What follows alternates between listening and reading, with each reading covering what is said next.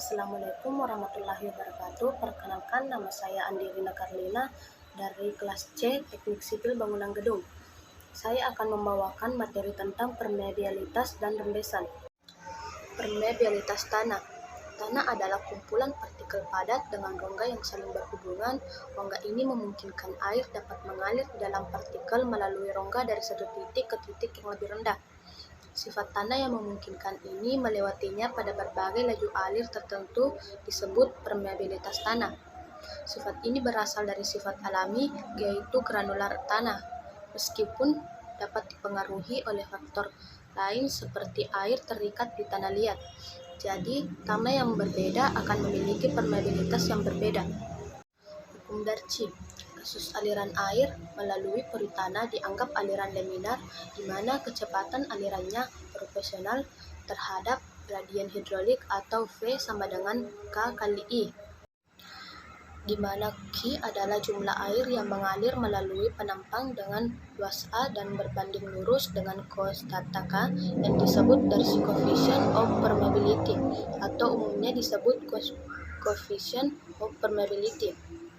Apabila jumlah air yang mengalir melalui tanah dalam satu satuan waktu Q, di mana Q sama dengan VA sama dengan AV kali VS, sedangkan menurut gambar sama dengan A sama dengan AV tambah AS. Koefisien permeabilitas. Hukum Darcy menunjukkan bahwa permeabilitas tanah ditemukan oleh koefisien permeabilitasnya. Koefisien permeabilitas tanah bergantung pada berbagai faktor. Setidaknya ada 6 faktor utama yang memengaruhi permeabilitas tanah, yaitu 1. Viskositas cairan, yaitu semakin tinggi viskositasnya, koefisien permeabilitas tanah akan semakin kecil. Yang kedua, distribusi ukuran pori, yaitu semakin merata distribusi ukuran porinya, koefisien permeabilitasnya cenderung semakin kecil. Terus yang ketiga, distribusi ukuran butiran, yaitu semakin merata distribusi ukurannya butirannya, koefisien permeabilitas cenderung semakin kecil. Yang keempat, rasio kekosongan. Semakin besar rasio kekosongannya, koefisien permeabilitas tanahnya akan semakin besar. Yang kelima, kekasaran partikel mineral, yaitu semakin kasar partikel mineralnya, koefisien permeabilitas tanahnya akan semakin tinggi.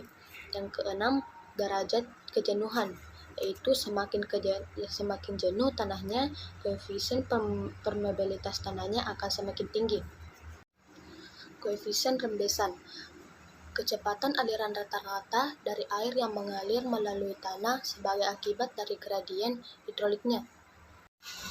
Koefisien rembesan untuk tanah yang tidak jenuh air adalah rendah. Harga tersebut dapat bertambah secara cepat dengan meningkatkan derajat kejenuhan tanah yang bersangkutan. Koefisien rembesan juga dapat dihubungkan dengan sifat-sifat dari cairan yang mengalir melalui tanah dengan persamaan K sama dengan YW per N, di mana YW sama dengan berat volume air, N sama dengan kekentalan air, K sama dengan rembesan absolut.